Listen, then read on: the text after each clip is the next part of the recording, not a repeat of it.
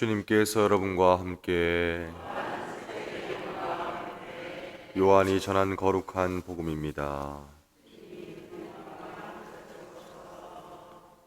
하느님께서는 세상을 너무나 사랑하신 나머지 외아들을 내주시어 그를 믿는 사람은 누구나 멸망하지 않고 영원한 생명을 얻게 하셨다. 하느님께서 아들을 세상에 보내신 것은 세상을 심판하시려는 것이 아니라 세상이 아들을 통하여 구원을 받게 하시려는 것이다. 아들을 믿는 사람은 심판을 받지 않는다. 그러나 믿지 않는 자는 이미 심판을 받았다. 하느님의 외아들의 이름을 믿지 않았기 때문이다. 그 심판은 이러하다. 빛이 이 세상에 왔지만 사람들은 빛보다 어둠을 더 사랑하였다. 그들이 하는 일이 악하였기 때문이다. 악을 저지르는 자는 누구나 빛을 미워하고 빛으로 나아가지 않는다. 자기가 한 일이 드러나지 않게 하려는 것이다. 그러나 진리를 실천하는 이는 빛으로 나아간다. 자기가 한 일이 하느님 안에서 이루어졌음을 드러내려는 것이다. 주님의 말씀입니다.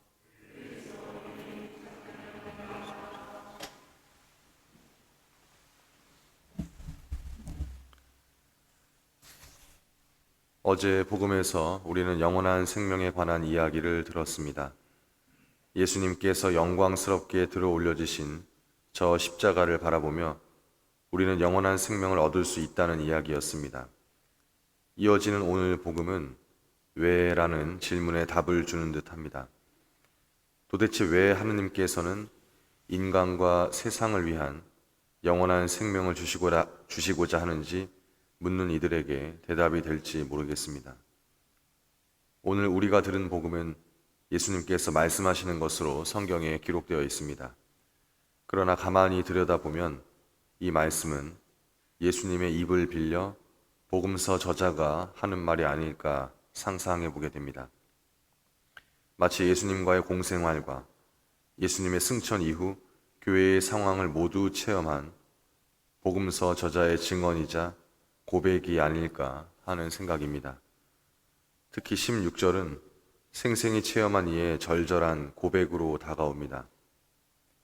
하느님께서는 세상을 너무나 사랑하신 나머지 외아들을 내주시어 그를 믿는 사람은 누구나 멸망하지 않고 영원한 생명을 얻게 하셨다. 복음사가가 당시에 체험했을 사건들을 어렵지 않게 생각해 볼 수 있습니다. 그가 직접 목격한 예수님의 고통스러운 십자가의 길과 죽음, 부활하신 예수님과 그분의 승천, 그리고 승천 이후 교회 공동체의 모습입니다. 아시다시피 초기 그리스도교 공동체는 외부로부터 많은 박해를 당해야 했습니다. 그들은 죽음을 각오하고 신앙을 지켜야 했고 들킬지 모른다는 불안감으로 매일을 살아야 했을 것입니다. 그런데 이 같은 어려운 상황에서도 복음사가는 빛을 보았습니다. 순환, 박해, 죽음이 난무하는 공포와 어둠의 절규 속에서 그는 신자들을 비추는 빛을 보았고 만난 것입니다. 이 모든 생생한 체험들이 하느님께서는 왜? 라는 질문에 답을 깨닫게 해주었을 것입니다. 그리고 고백하게 됩니다. 하느님께서는 세상을 너무나 사랑하신 나머지 외아들을 내주시어